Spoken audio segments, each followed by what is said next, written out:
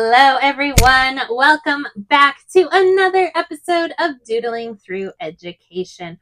For my CC students, this is Cycle 1, Week 4, and that just means for everyone else that we are going to be talking about the 7 wonders of the ancient world.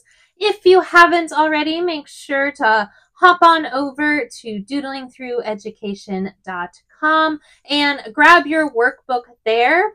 I went ahead and added some options. If you want to buy by quarter, you can do that as well. So this week in history, I think it's going to be really fun in those workbooks because you get to create your own wonder of the world. So kind of similarly to last week where we made our own mythical character, we are creating our wonder of the world. So I think you'll really enjoy that. Again, that's doodlingthrougheducation.com.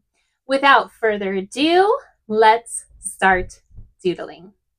Like I said, this week in history, we're going to be talking about the 7 wonders of the ancient world. There's so much history and depth that goes into each of these ancient wonders that we could literally sit here and talk about them all day. So for the purposes of this video, we are only going to briefly dive into each ancient wonder and talk about a little bit of the history involved with each of them. So what are the wonders of the ancient world? Well, more than 2,000 years ago, travelers would write about the incredible things that they had seen on their journeys. Over time, these stories spread, and 7 of the places that were written about were made as the wonders of the ancient world. And wonders just means that this is a list of things that should be seen. So let's talk about the first wonder of the ancient world. This is the Great Pyramid, or you can also say the Pyramids of Giza. It was built around 2500 BC, which is almost 4,500 years ago. It is nearly 800 feet long and 400 feet high. It has 3 chambers inside of it. And the Great Pyramid is the center of a complex that includes other smaller pyramids, a temple, a place for boats, and a walkway. Today, if you were to travel to see these pyramids, there are only 3 left on the Giza Plateau. Of the 3, the Great Pyramid is the oldest and was even built before the other ancient wonders were selected by the Greeks. It is also important to note that this wonder, the ancient pyramids of Giza, is the only ancient wonder that is still around today. Next, let's talk about the Hanging Gardens of Babylon. This wonder of the ancient world has a lot of debate around it. Many historians wonder whether or not these gardens ever really existed. There have been archaeological digs that have found evidence of a building with a well that is nearby. However, it looks to be more of a palace, which is different than what the Greek historians said the Hanging Gardens of Babylon were, which was a structure on the banks of the Euphrates River. The legend of the Hanging Gardens of Babylon states that they were built in Babylon around 600 BC by King Nebuchadnezzar. And he built these gardens for his wife, who missed the native plants of her homeland and really desired to see them again. So he built the Hanging Gardens for her to make her feel more comfortable. It is said that these gardens were destroyed in an earthquake after the 1st century BC. So how is it believed that King Nebuchadnezzar built these hanging gardens? Well, he planted a garden on raised soil from around the Euphrates River. And then he used pumps to bring the water up to water the plants. This allowed the gardens to be kept growing and very fruitful. And if these gardens were real, they are thought to have been 320 feet high in a series of platforms. There were many paths that walked through the gardens and steps with fountains and gorgeous flowers, and they were all built for the queen who missed her home. Next, let's talk about the Temple of Artemis at Ephesus. The Temple of Artemis was first built around 800 BC, and it was built in the ancient Greek city of none other than Ephesus, which is located on the coast of modern-day Turkey. Another name for the Temple of Artemis is also called the Temple of Diana. It was dedicated to the goddess Artemis. In total, it was rebuilt 2 times, once after a flood, and 300 years later after it was set fire. This act of arson was believed to be caused by a man named Herostratus, and he was a Greek, and he apparently wanted to be famous. He wanted the notoriety of an arsonist by destroying the second built temple of Artemis in Ephesus. What's interesting is that there was a law made after he set the temple on fire that forbid anyone to mention his name, whether in speaking or in writing. But at the end of the day, it did not happen because there are surviving accounts of his crime, and so people did write about it. It is thought that by 401 AD, it had been ruined or perhaps destroyed. Only the foundation and just small fragments of the temple remain at the site. Next, let's talk about the Statue of Zeus at Olympia. This statue was selected by the ancient Greeks as one of the wonders because Zeus was the king of all the Greek gods, and Olympia was the city-state where the ancient Greek Olympic Games were held. This statue of Zeus was a giant seated statue, 41 feet tall, and it was made by the Greek sculptor Phidias around 435 BC.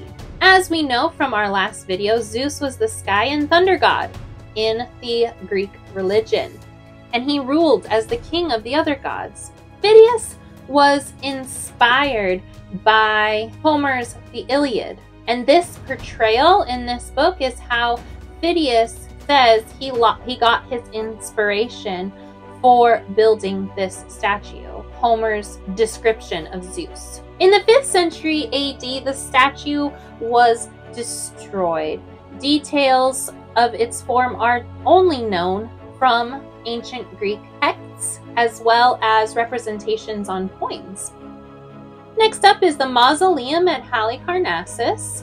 King Mausolus was a ruler of a small kingdom in Asia Minor, and his wife was a very beautiful woman who loved her husband very much. And when King Mausolus died, his wife decided to build her husband one of the most magnificent tombs in the world.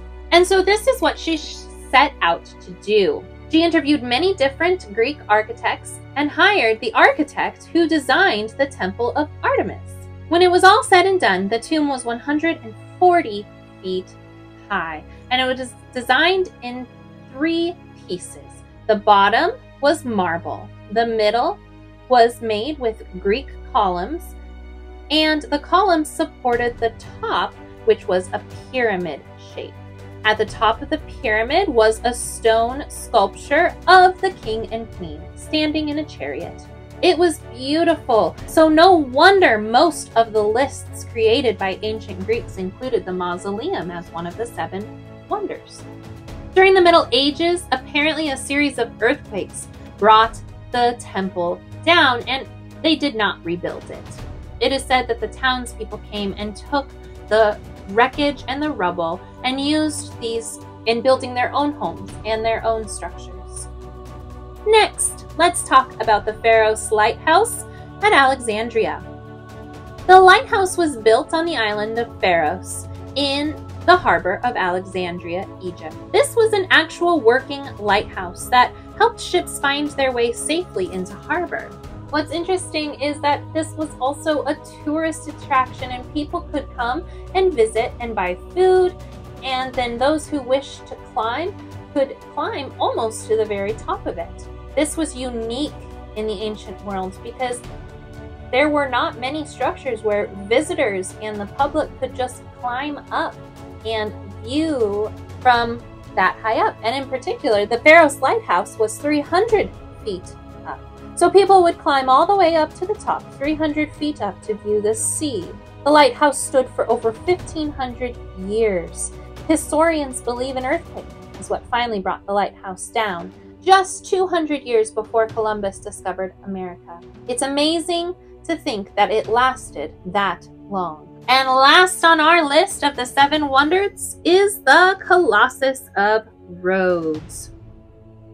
Alexander the Great is a man who conquered many places, but died quite young, around 300 BC. So then his 3 generals split up his empire. Interestingly, all of his generals wanted to control the island of Rhodes. And the reason was because Rhodes was situated perfectly at a crossroads of trade. In particular, General Ptolemy was supported the most by the people of Rhodes. Due to this, the other generals were very angry with the people in Rhodes that they had not supported them. One man in particular was so angry that he sent his son to destroy the city. Thankfully, his son did not succeed in this quest. General Ptolemy is the man who came to save Rhodes. General Ptolemy sent his warriors to defend the people and their city, and they were able to drive the enemies away. And so, with all of the armor and the war machinery that was left behind, they melted it down and used it to make a giant statue of their god, Helios. Now, Helios was made from bronze and was 110 feet high with a 50-foot base. Each morning, as the sun would glitter off the bronze plates that covered the statue, the people would thank Helios for helping them save their city. But we know as Christians that Helios is not a real god. And so as they were building this statue to honor him, they did it in vain. It still must have been a beautiful sight to behold. It took 15 years to build this statue, and because they melted down their leftover armor and war machinery, it didn't cost any money. Sadly, only 56 years after it was built, an earthquake destroyed it, and most of the pieces of the statue fell into the harbor. And that's all we have for today. I want you guys to go ahead and work through those 4 worksheets in your history workbook. There's some matching, of course there's the multiple choice, and then there is the one worksheet where you create your own wonder of the ancient world. And like last week, I would love to see what wonder you created. And so if you want to drop a comment, or even if you want to just send it by email through the form on doodlingthrougheducation.com, that would be wonderful, because I would love to see what wonder you created. And remember to be kind, follow God's will, and take care.